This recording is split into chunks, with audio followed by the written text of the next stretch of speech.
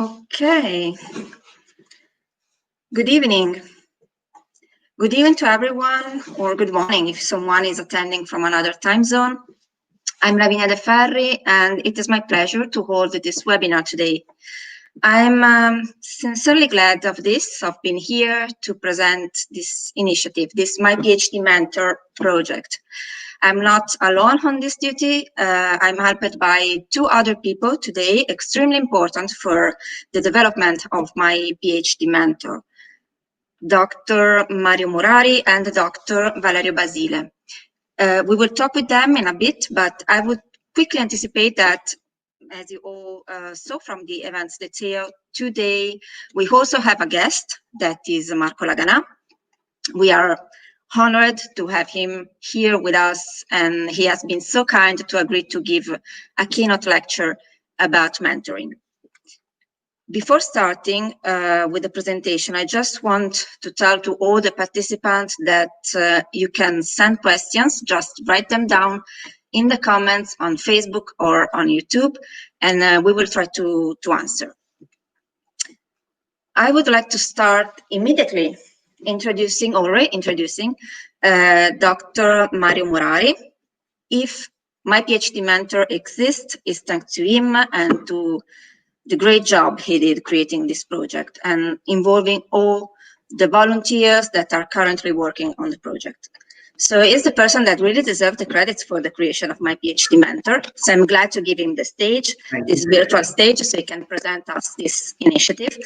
Mario obtained his PhD in physics at the Polytechnic of Milan, and is the secretary of the Comitato per la Valorizzazione del Dottorato. We also invite you all to check details about this. You can find them on the committee webpage and on the social media. So please, Mario, the stage is yours.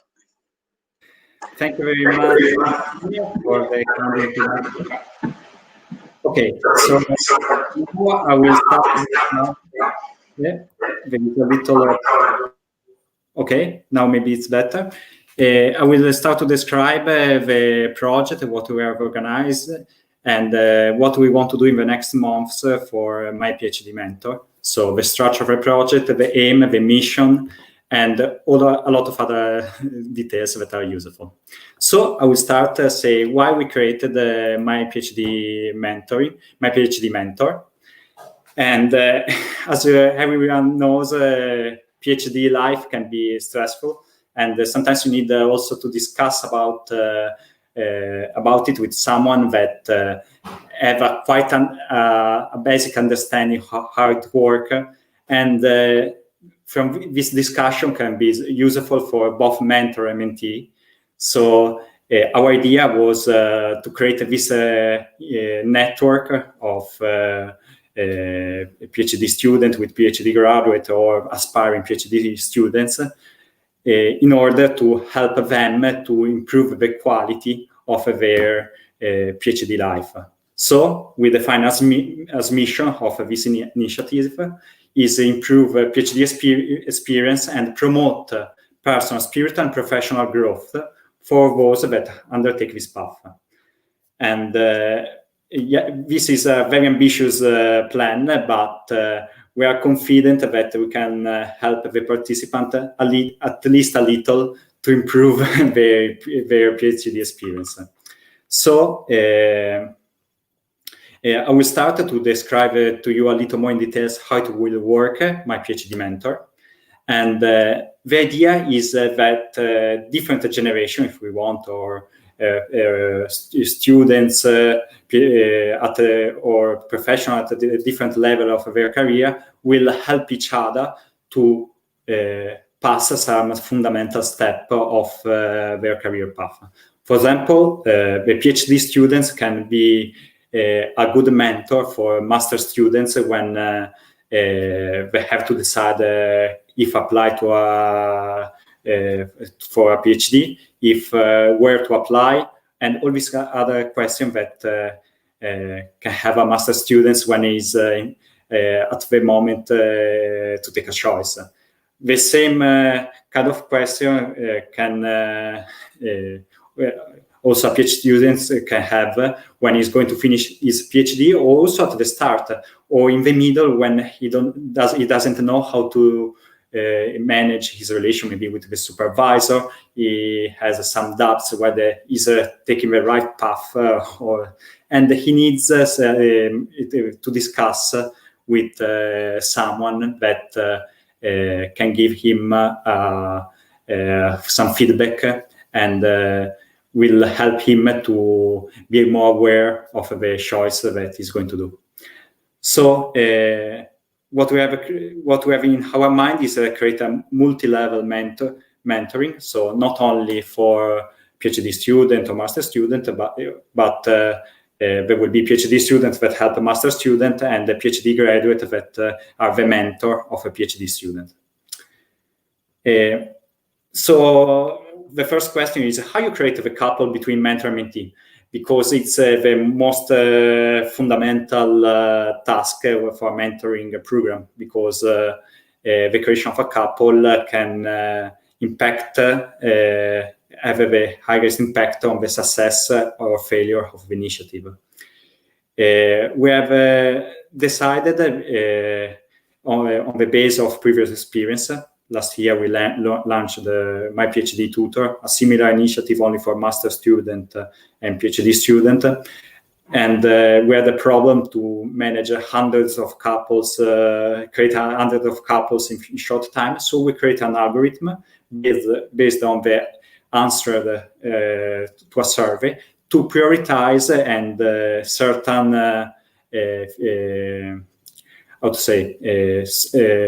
certain requests from the mentor and the mentee. So there are some questions that have a different relevance. Maybe how much time in 1 month you want to dedicate to mentoring have a higher weight respect to the channel of communication that want to use the mentor and the mentee. This is just an example. And we have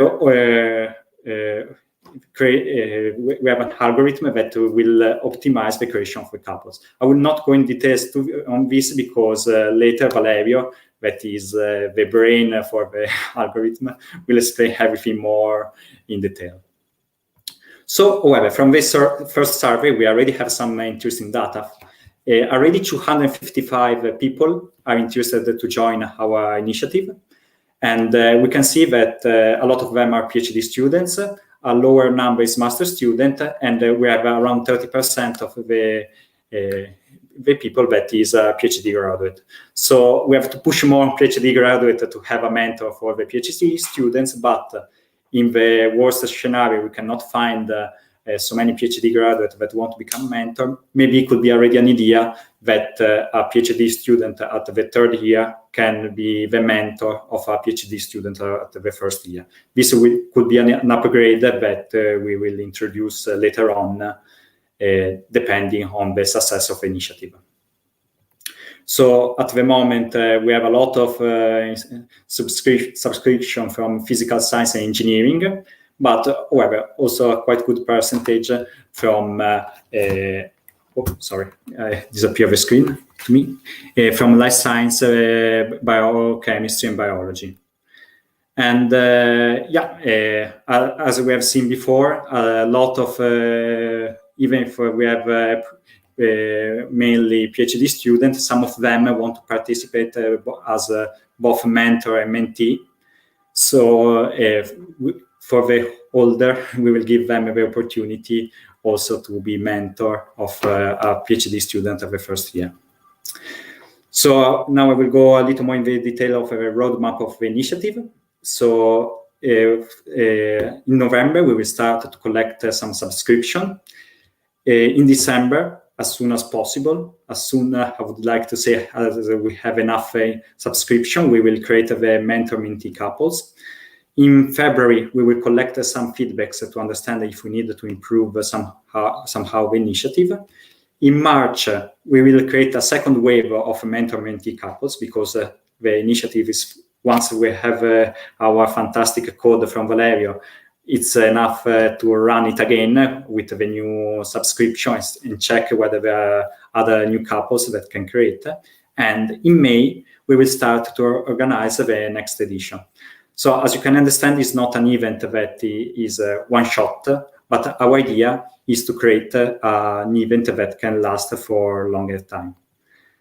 So this was my last slide. Now on Facebook, we will post a link where you can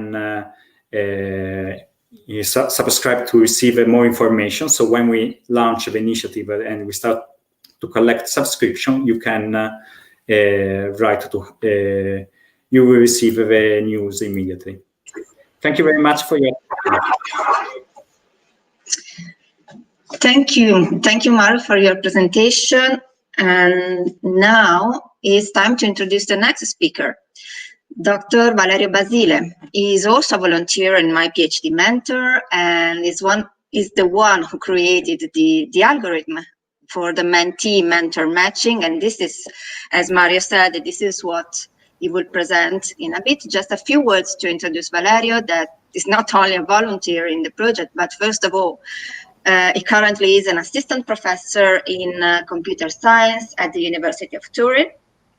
He received his PhD from the University of Groningen in Netherlands, and his primary interest is artificial intelligence, in particular the relationship between computation and natural language.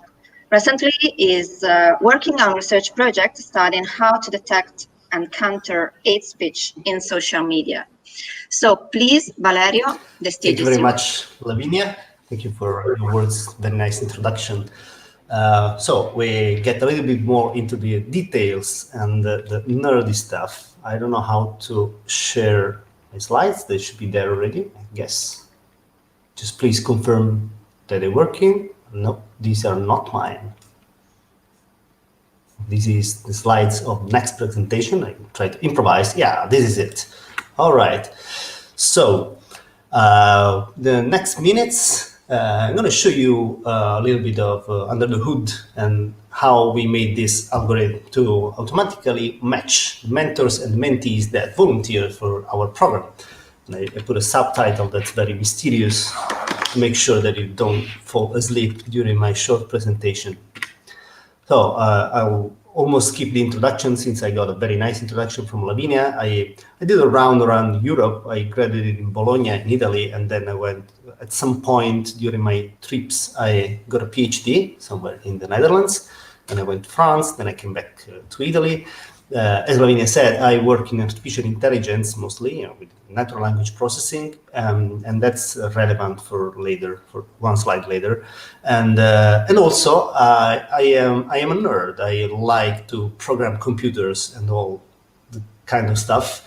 So as I saw the chance of spending some evening writing code on my computer, I just had to take it. So this is the problem we faced at some point during this program. We have a lot of people, great people volunteering to be mentors in this program and to be mentees. And usually we have more mentors than mentees, depending on the level. And our problem is we need to find some kind of matching, something like this. So we have to match each mentee to each of the prospective mentors, but not just randomly. We want to match them in a way that it's somehow as close as perfect as possible. By perfect, we mean we want to match people that have the same interests, for instance, or the same view of the academic life. And this is the solution we created for this. Some of you have seen already and filled in, hopefully, the survey we prepared. This is just the second part of the survey. It looks like this. So there are boxes about how many hours you're willing to put into the program and how you want to communicate with the mentor or the mentee.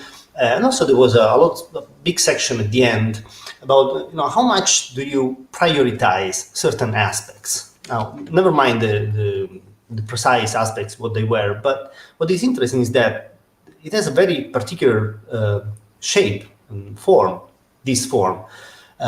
Everything is on a scale, right? You can see it, for instance, from 1 to 5, right? And there is a reason why we designed the questionnaire like this.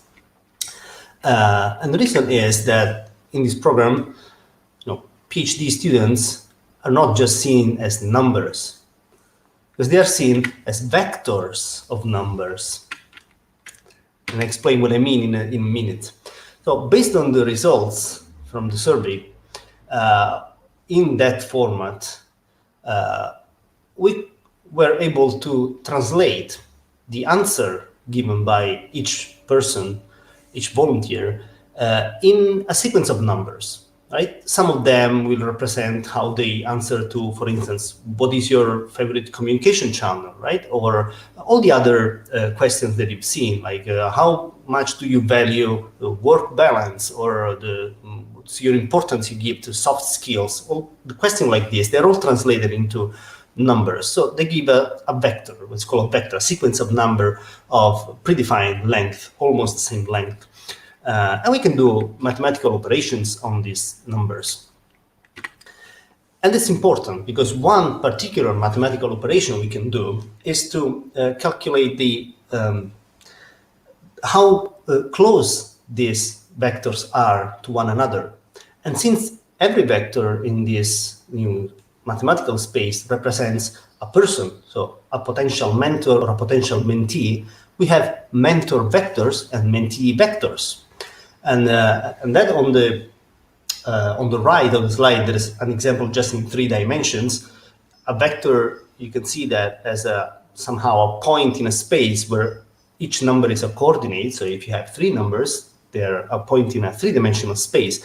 Our space has a higher dimensionality. We cannot really visualize it, but the idea is the same. We can still calculate what is the angle, like the geometrical angle between these vectors.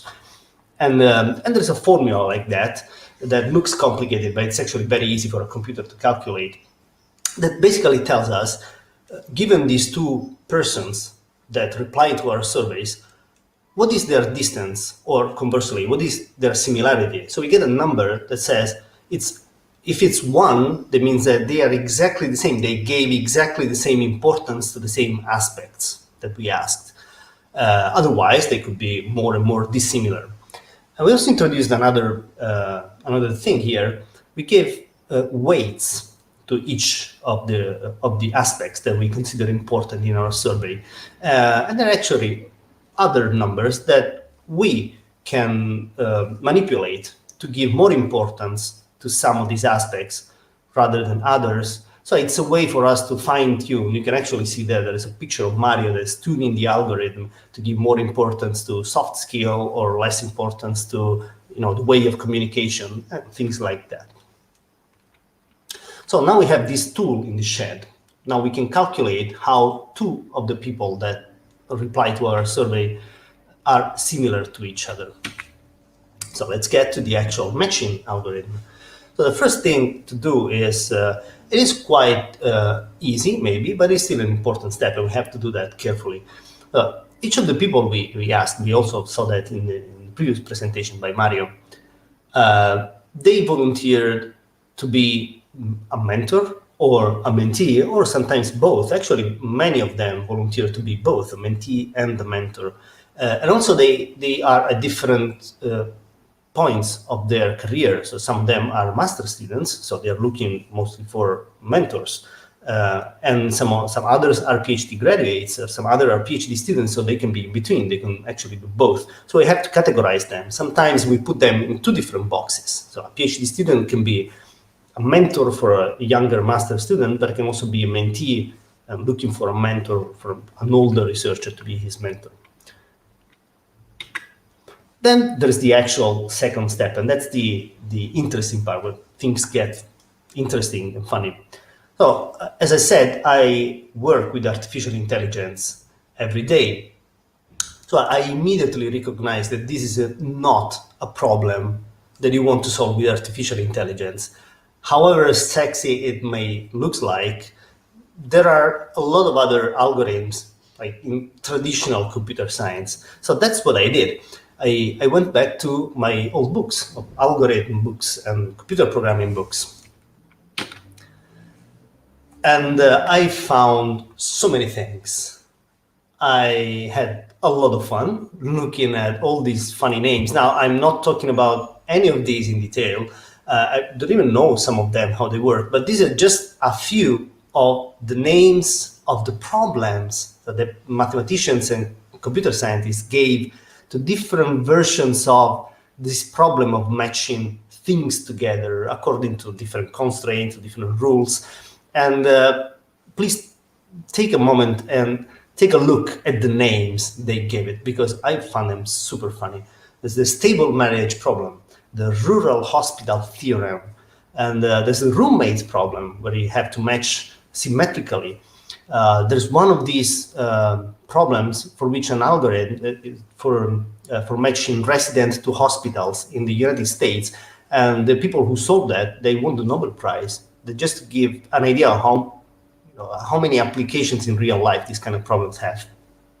And then at some point during all this research, I found what is exactly the problem we are having here. So what is the name for our particular version of this matching problem? It's called the assignment problem. And there are a few solutions already in the literature. One of them was an algorithm called Hungarian algorithm. I still don't know why it is called that way, but it's so old. It's an algorithm from 1955. So people were already writing algorithms before the computers for solving these problems. And then I looked at this problem, and actually this is just the definition from Wikipedia. And it's a problem that given a weighted bipartite graph, then something happens, and there are solutions already made for this kind of problem. And I thought, okay, so that's what we need, because we do have I thought I had another slide, but we do have a weighted bipartite graph, because that's the name that mathematicians give exactly to the structure we have. So there's two groups of entities, of people in our case. They are bipartite, so they are actually two different teams, and the graph connects each one of one team to another one on the other team. And luckily, as I said, there was an algorithm already developed by someone from the United States Naval Research Laboratory, actually.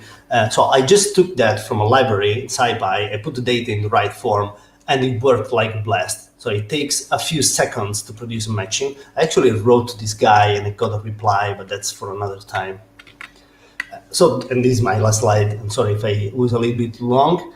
So this is what I have now. We have a running code that in a few seconds takes the responses straight off Google Drive, where we have the survey, and it spits out a nice table with the optimal matching. And of course, we now have to do a little bit of cleaning up, debugging, automatizing a little things here and there, but that's the gist of it.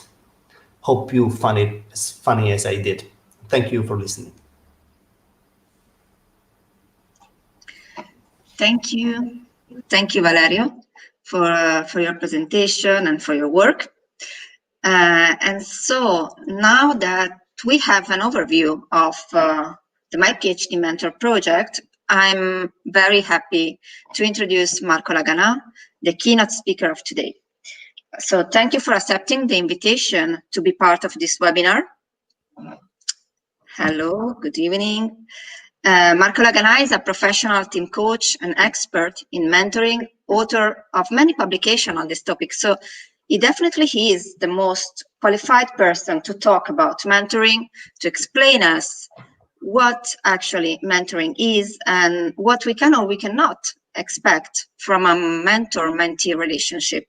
So please, Marco, the stage is yours. Thanks a lot. Indeed, Lavinia, thanks for your kind words. I'm very glad to be here. Indeed, today we will go through a few slides just to give you a feeling of what is mentoring. This is something extracted from relevant bibliography on mentoring. One of the milestone, one of the key piece of bibliography on mentoring has been written by David Clutterbuck. The title is "Everyone Needs a Mentor." Is on the right bottom side of the of the first slide, and then there is a translation of this book, which was released in 5 editions. There is a translation into Italian on the top right, which I had the honor to care of.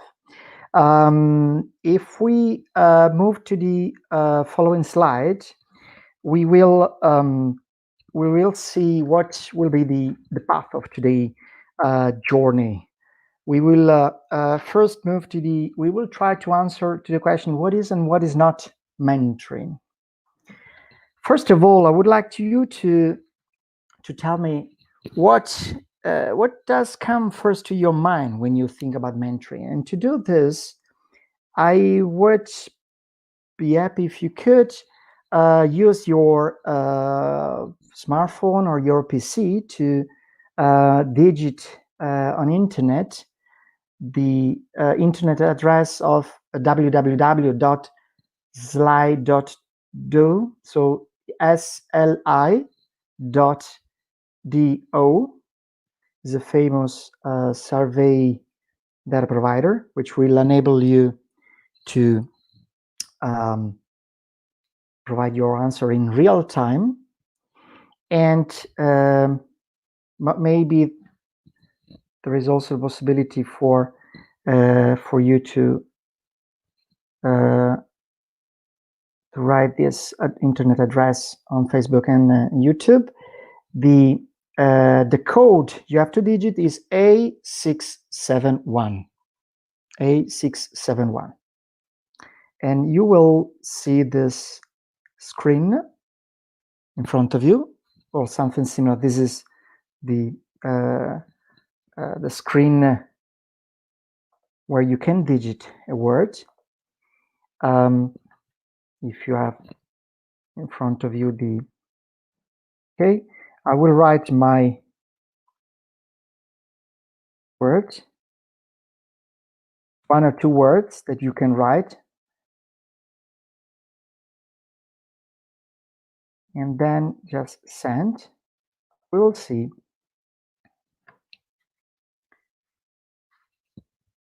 what are the different opinions of people participating in this call.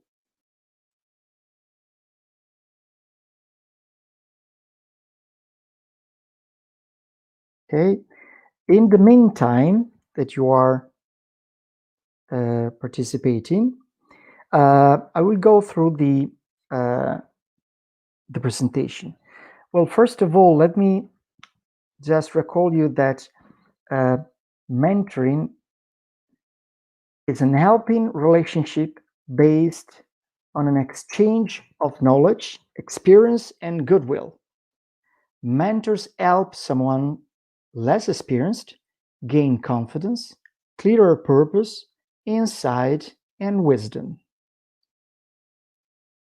In other words, mentoring is about helping someone with the quality of their thinking about issues that are important to them.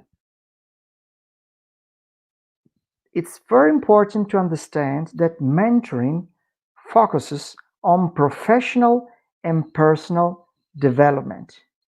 Why do I say so? It's because you as PhD students or as PhD graduates are achieving or have achieved the excellence in your field in terms of knowledge, the excellence in your sectoral area. This is knowledge. But of course, there is something more which normally is not taught to in universities, in school and education, which is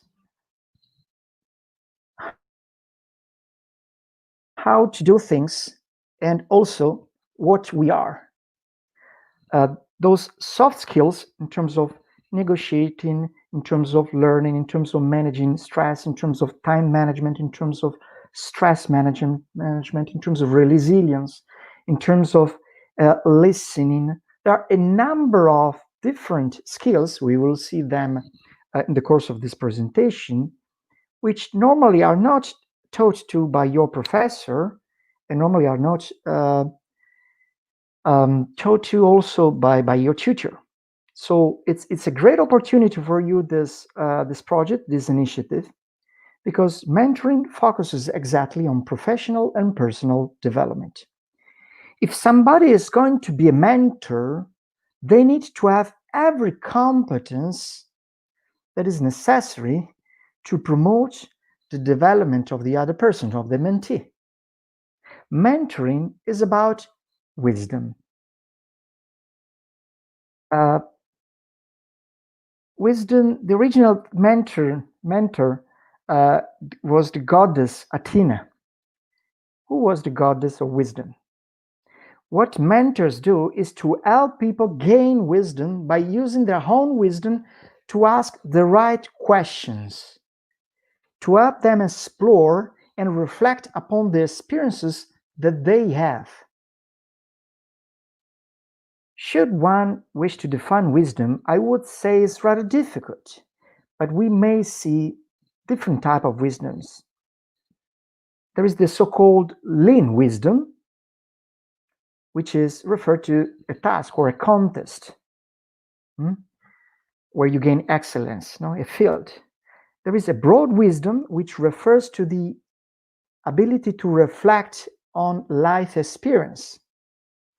There is the meta wisdom, which is what we are looking at, which brings together multiple shifting perspectives, which you find in people at the highest level of personal development.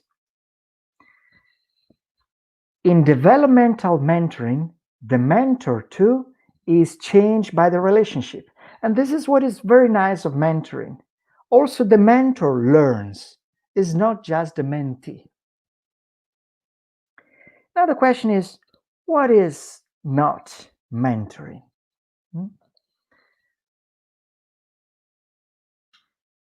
Mentoring is not a fast knowledge transfer. There is often this misunderstanding. Fast knowledge transfer has a lot of benefits because you get immediate answers to your questions. If you don't remember a formula, you go to Google and you find it. If you have a problem with your PC, you Google it and you find a solution. And this is the case for an incredible amount of issues. This is useful, and you need just the expertise to find it somewhere, and also some efficient software sometimes. But mentoring is something very different. The mentor is not a consultant. Is not a consultant. It is not an advisor. It does not provide you advice. Pay attention, because there is often a misunderstanding on this. The mentor is not the manager of your mentee. The mentor is not your tutor. The mentor is not a trainer. And therefore, who is a mentor? A mentor is a mentor because everyone needs a mentor. What does it mean? Well, let's focus on the developmental mentoring, which is the European approach of mentoring. The US one is different, and maybe we will see a few issues about this. But the European one, it's called developmental mentoring. The main feature of this mentoring refers to the fact that the focus is on the quality of the learner's thinking. So it's not on what he knows, but on how he thinks, how he processes some information, how he takes decisions, how he faces challenges.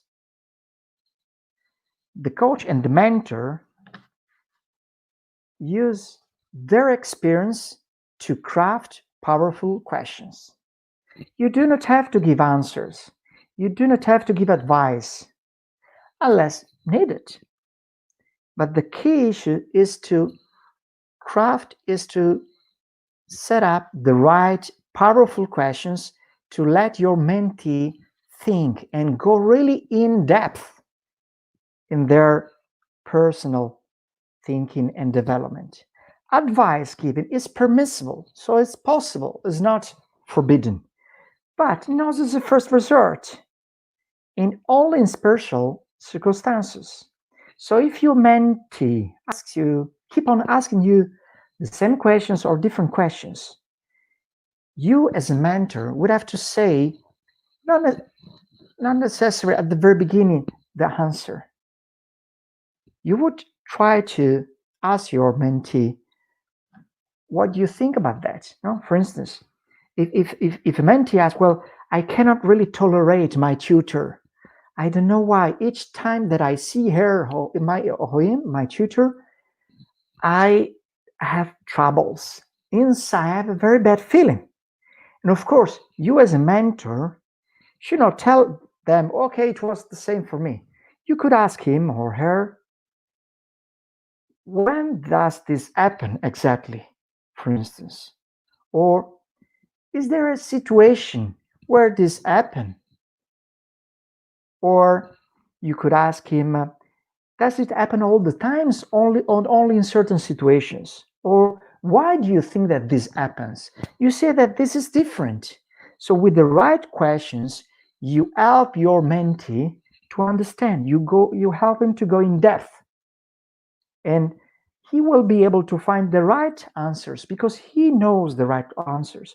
Of course, you have the experience of your own tutor, which probably was the same problematic. So you can also tell them, well, I had the same experience, but maybe my experience is different, or maybe he can help. You don't know. Okay? Remember, much of the learning occurs in the reflection of the mentee between and long after the sessions. You as a mentor have a duty of care towards the mentee. Let's go ahead. What is specific about the developmental mentoring? First of all, mentoring tends to be a medium to long-term relationship. Okay? So it's not just a short-term view. You have to help him or her in terms of his or her career development, not just on how you will prepare tomorrow's slides. This is not the job of a mentor. It's something else. You do not have to suggest him, well, what is the best book to study certain issues. No, you have to ask him, what are you thinking to do in 5 years' time? You see the difference. And if it doesn't know the answer, you can say, okay, any view about next year? What you would like to become? Who you would like to become? Okay? Mentoring results in a two-way learning. This is fantastic because it means that you mentor can also learn a lot.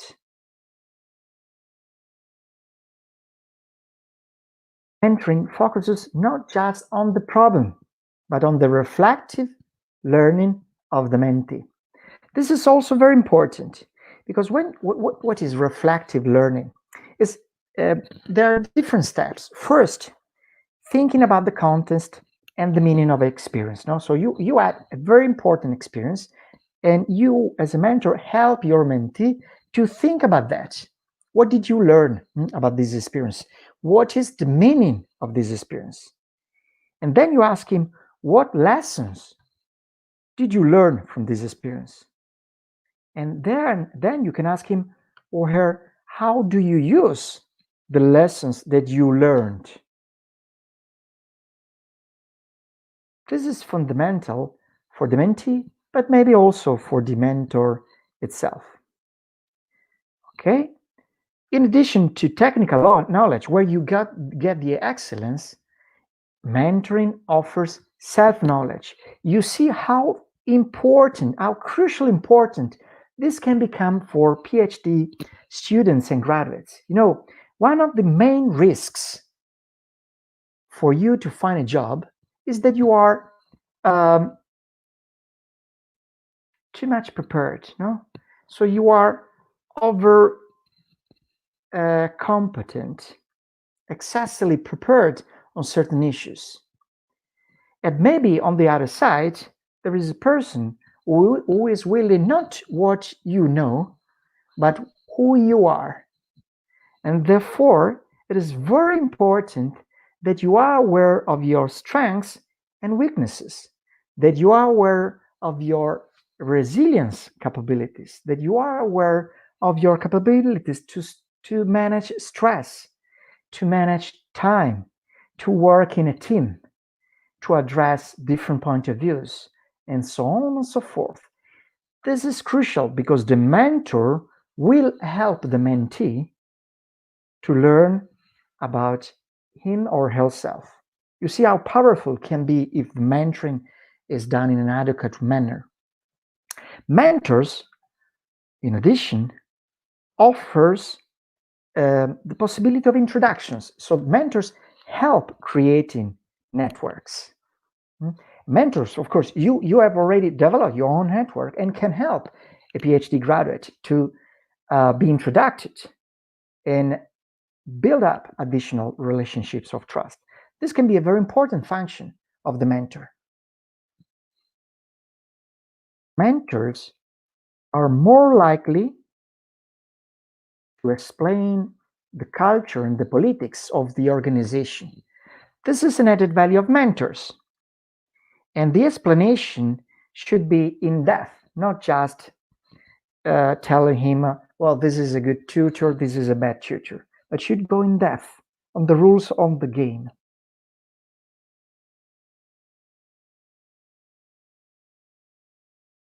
Mentors should lead to much deeper levels of change in way of thinking. So when you help your mentee to learn how to think, to process information, to become aware of issues he or she has never been aware of because of your questions, not because of your answers, because of your questions, he or she will then take some decisions. So first, awareness. Second, decisions. Third, change in behavior. Really, a personal transformation.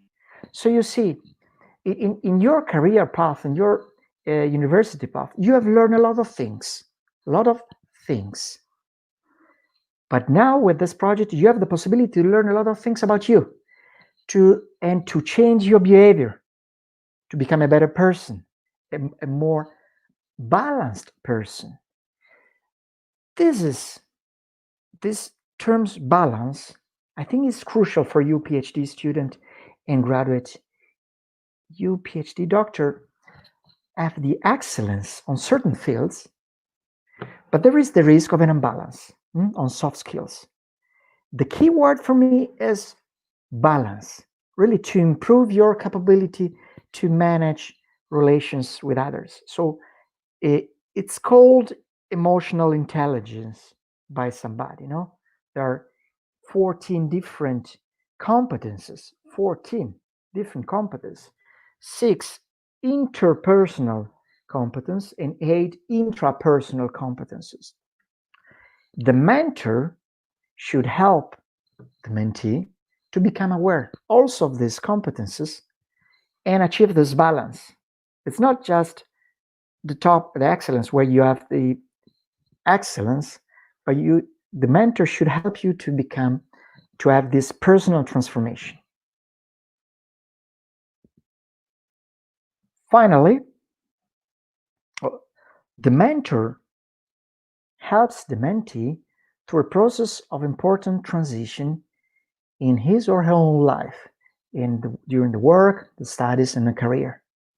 So the mentor is not just somebody who is there for 3 months, can be there longer, even after the conclusion of the program, the mentoring program, can remain, be a presence, can be a role model, but we will see it afterwards. Maybe let me just add also that the mentor gets behind what is visible, what is presented. So it can happen that your mentee describes an issue to you and explains that it's desperate. But then the mentor should have the capability to pose the right question. So without thinking what is the reason of that desperation, no, because maybe he has some ideas.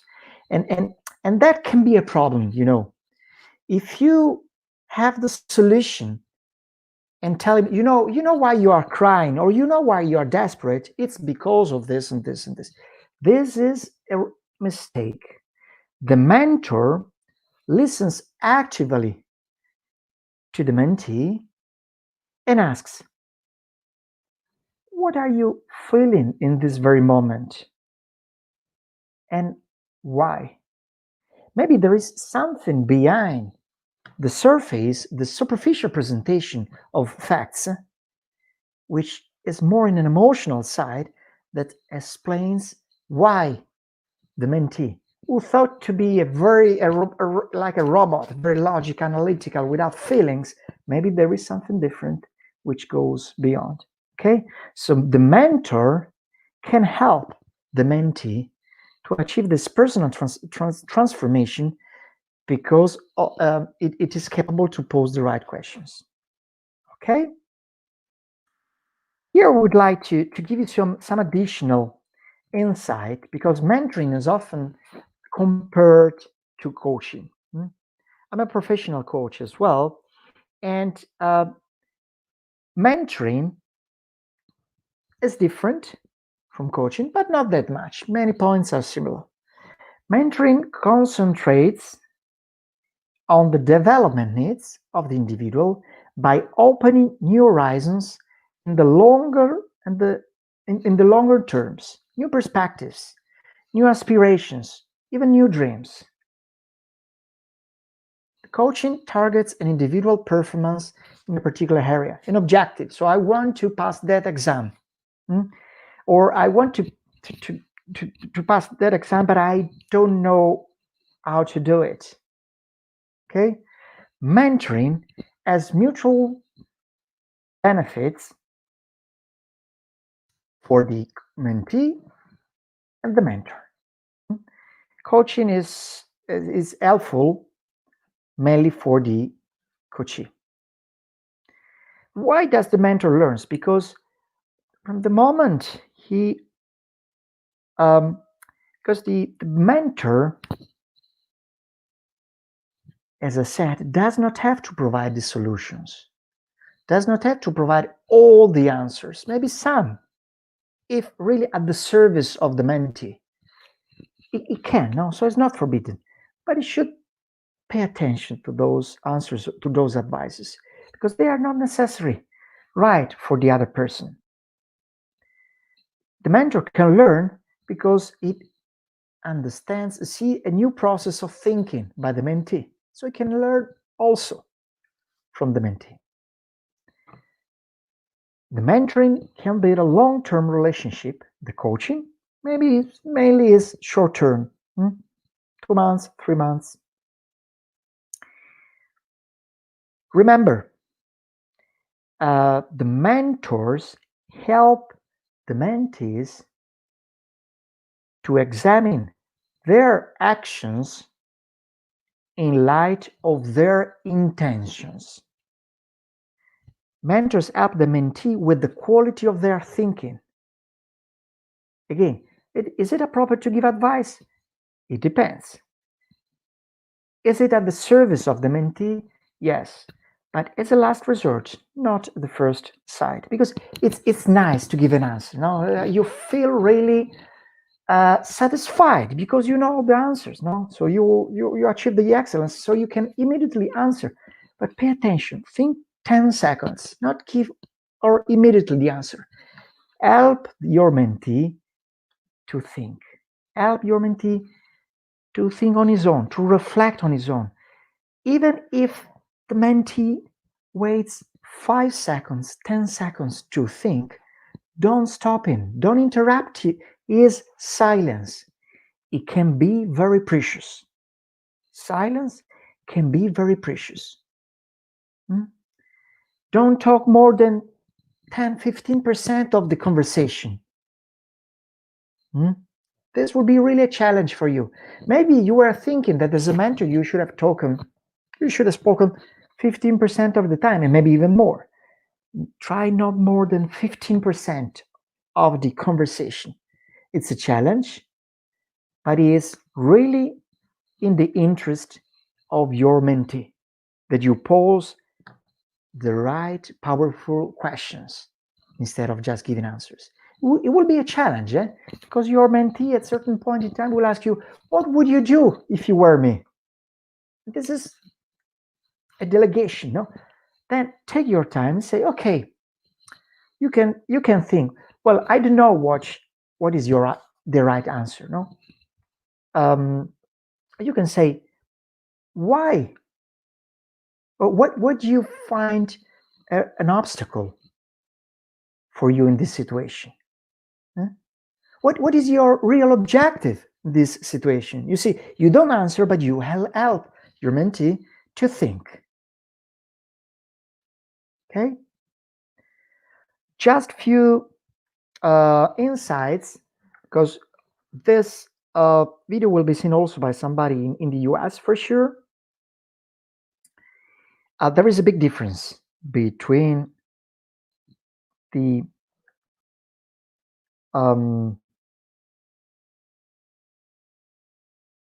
European and the US one. The European one, the mentee, is really a person who is out to think. In the US one, it's a person who is protected by the mentor, who is a sponsor. Okay. Is there any question at this side, this stage, Lavinia? I just would like to show the first results. Sorry, I lost you just for a minute. Okay, yes, the first results of the survey on Slido. And if you want, you can comment on what the participant replied to the question. It's support. It's helping. Improve. Very good. You see, help, give out. Perfect. Guidance. Well, question mark. It may be, but with that important care that I told you. You should not guide your mentee. You should help him to go where he wants to go. It's something else than you. So you are not his tutor, you are not his guide. You are a person, a mentor, that help him to find its own way. Growth, that's true. Open communication, very good. Improving talents, excellent. Reflection, excellent. Mutual support, it may be.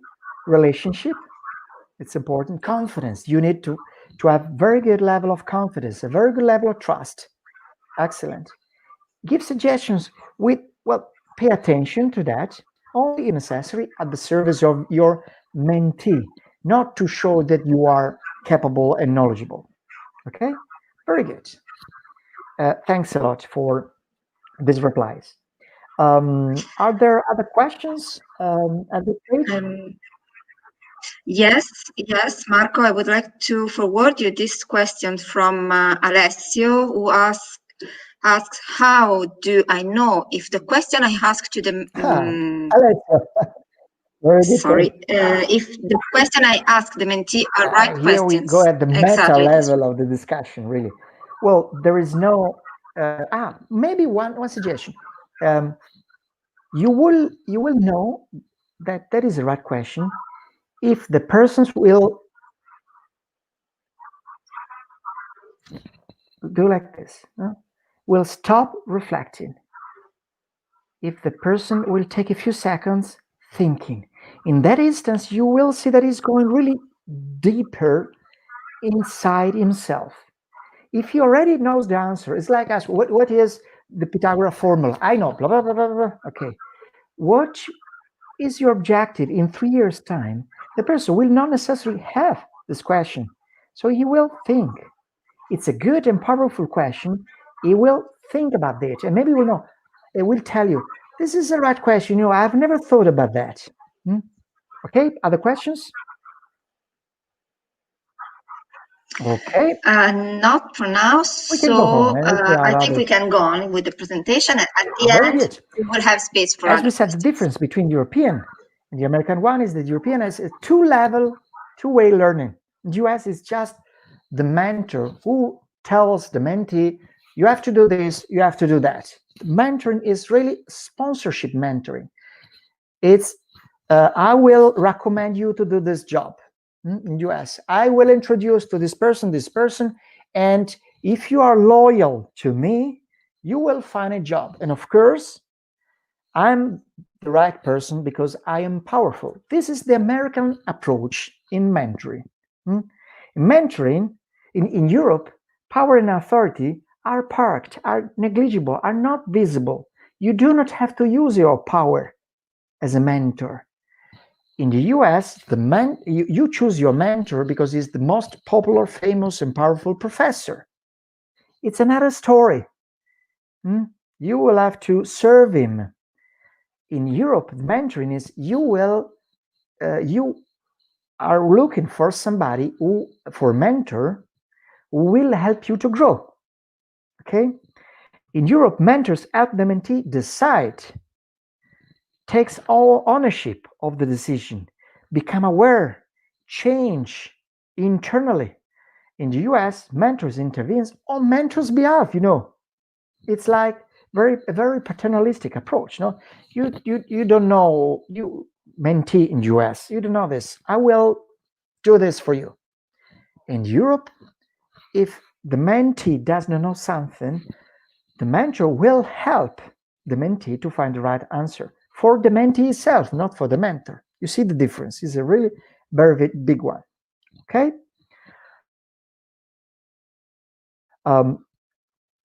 What else? In the US, most common forms of help are advice and introductions. In Europe, on the left side, most common form of help is stimulating insight, simulating self-reflections. You see, it's very important. For instance, one could your mentee could come to you and say, well, I don't think I will go on with my PhD thesis. I'm really fed up with this. Then you do not have to provide a solution. You could ask him, why do you say so? What is today your most important worry? Or two maximum. Just list them. And then you say, I'm worried because I cannot present it tomorrow. Okay. Then you will learn it's not a big deal. But you have to ask your question. You have to understand, or better, you have to help your mentee to understand. You see the point? It's not that important that you mentor understand everything. It's much more important that your mentee understands. Okay? This is fascinating, no? Because you will really help your mentee to grow. Tips on what makes great mentors. Well, mentors require humility, emotional intelligence, and of course, listening skills. Based on research available, there are 3 elements which are crucial: compassion, curiosity, and courage.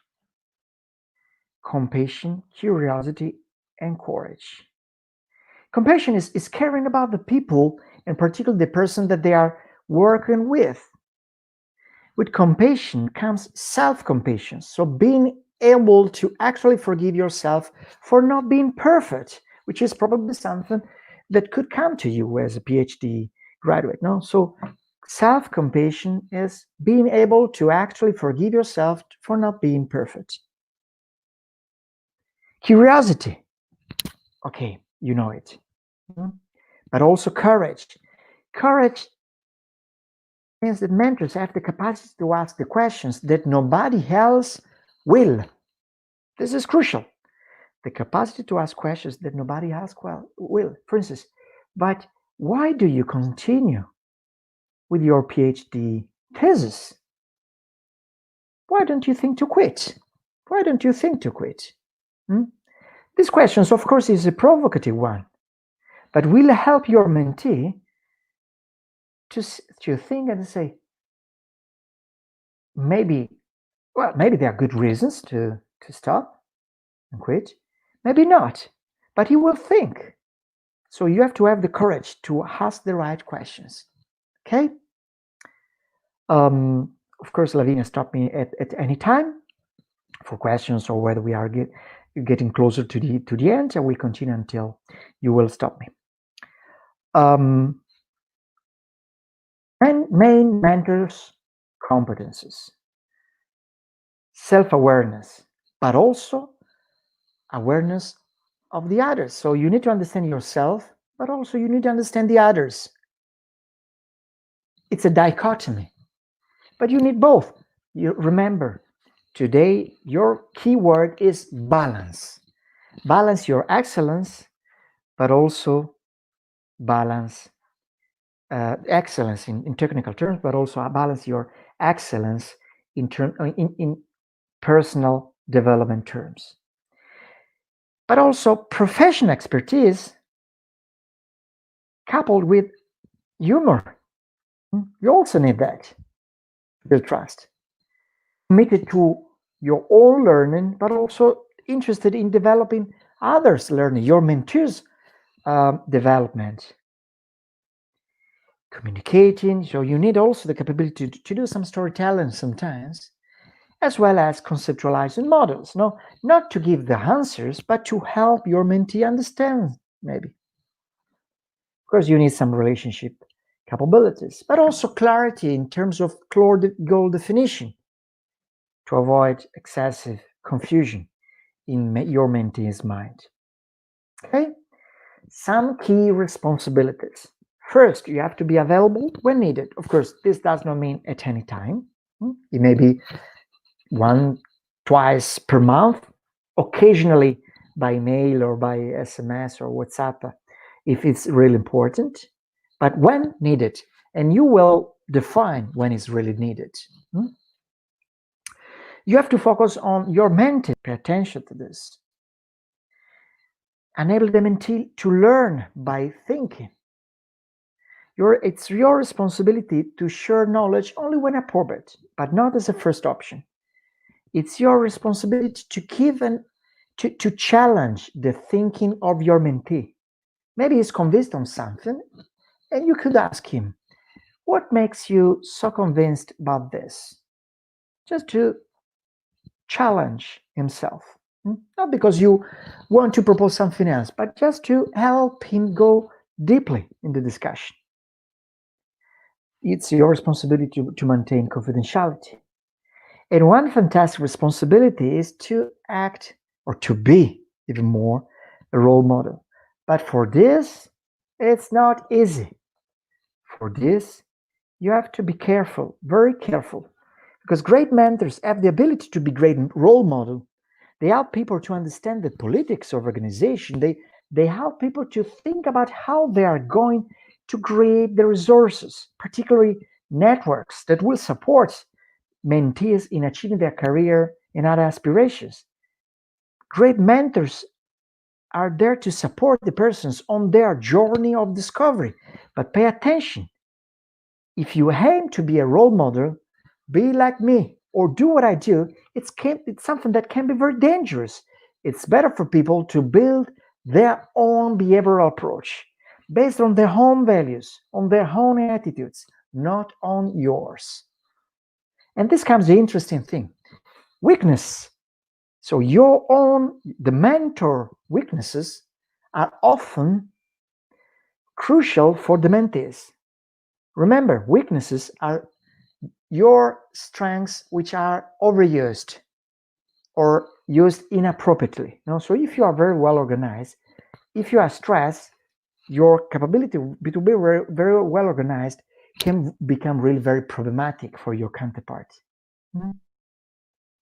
But your weaknesses can provide invaluable learning for others. Why? Because you, as a mentor, have already developed some strategies to cope with those weaknesses. And this can be something very helpful for your mentee. So you tell them, look, I was incapable to manage stressed situations. My strategy, I don't know whether this will work with you, but my strategy was this. So this is something that you can share with honesty and sincerity. But it's not a suggestion. It's just your experience that you tell the others. It's okay? Good. Lavinia? Marco,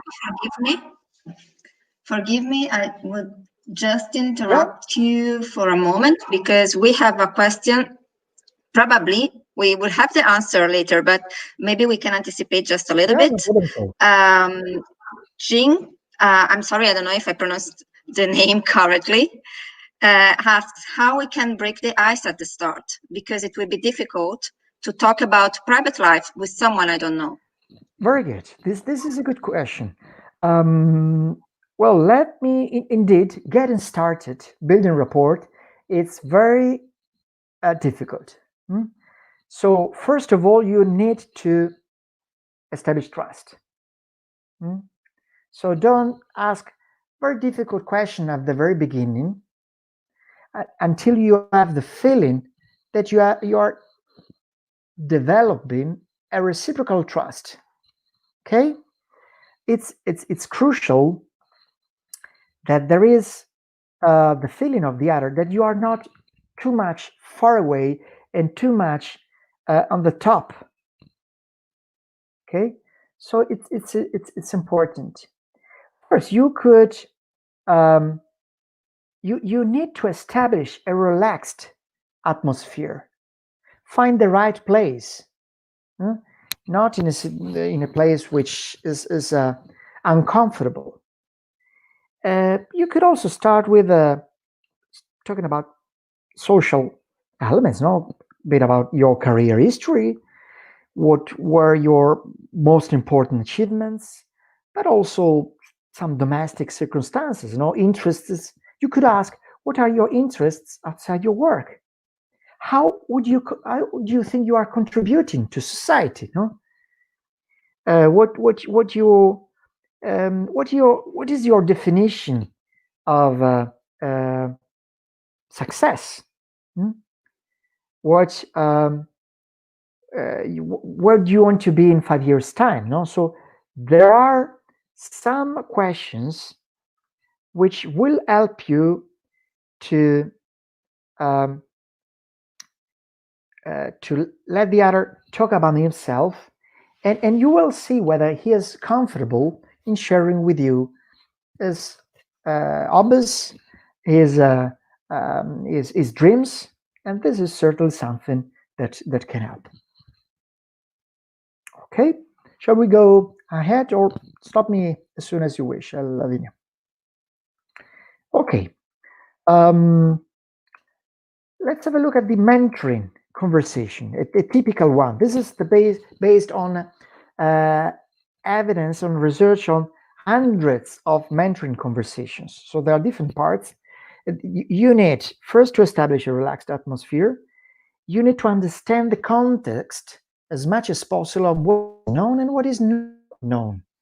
The second point is what takes something like 80% of the mentoring conversation.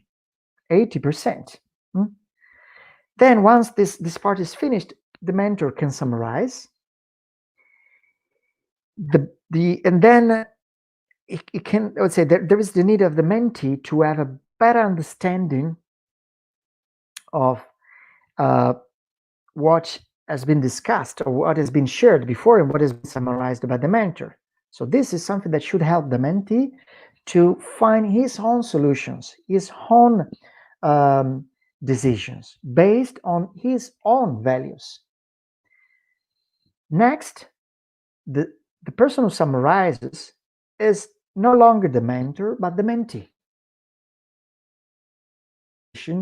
You, mentor, should ask the mentee, what did you learn today? What have you learned about yourself? What decision will take in the coming days? When do you think will take your decisions?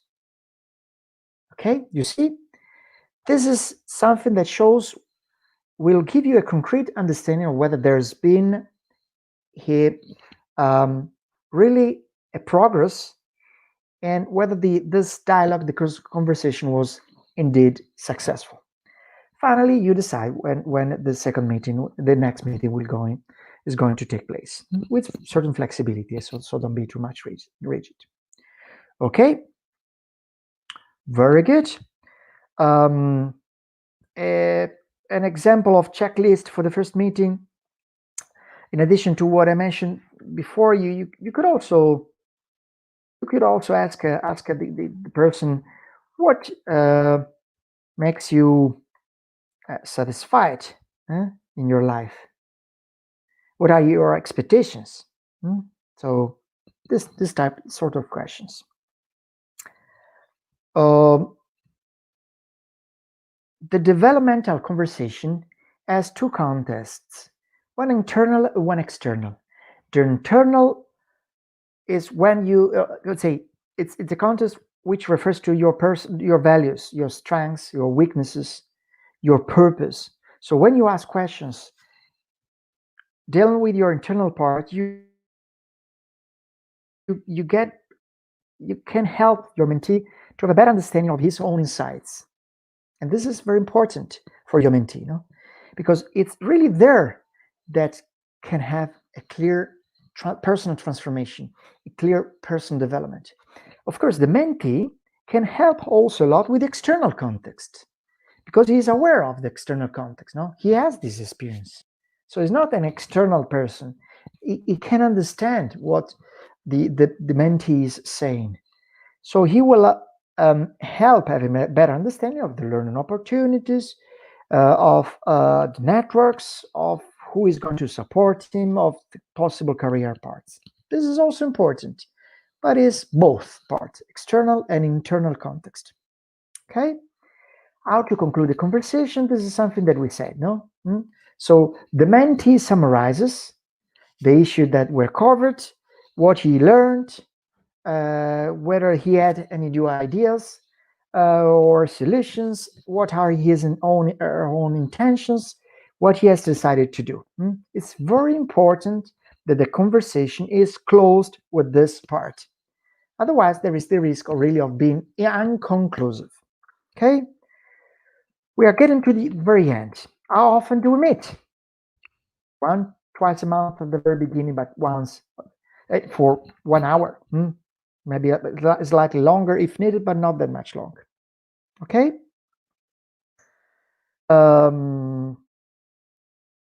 Video conference is fine. So especially in this period. Also phone call, but not the very first meeting. Video calls are clearly better. You can manage postponement. This is certainly something that can happen, and this will help you, mentor, understand how your mentee is capable to manage time and stress. So don't force him, and vice versa. Mentee, don't force your mentors. Preparation is key. Managing stakeholders. Well, you should be aware that there is a system around your mentee. There is the tutor. There are his own friends. There are somebody else who has expectations, and you have to help him being aware of stakeholders' expectations. Give each other feedback. It's a gift. It's not a judgment. Pay attention, because when it becomes a judgment, it's better to close the relationship. No judgment at all in no moment of the mentoring conversation and relationship. Always feedback. Be generous. review the relationship, how it works. So you can ask him, do you think that this mentoring conversation is helpful for you? Ask him. Don't be afraid. Don't be scared. Ask him. If he said, no, not really, how do you think we can improve our conversation?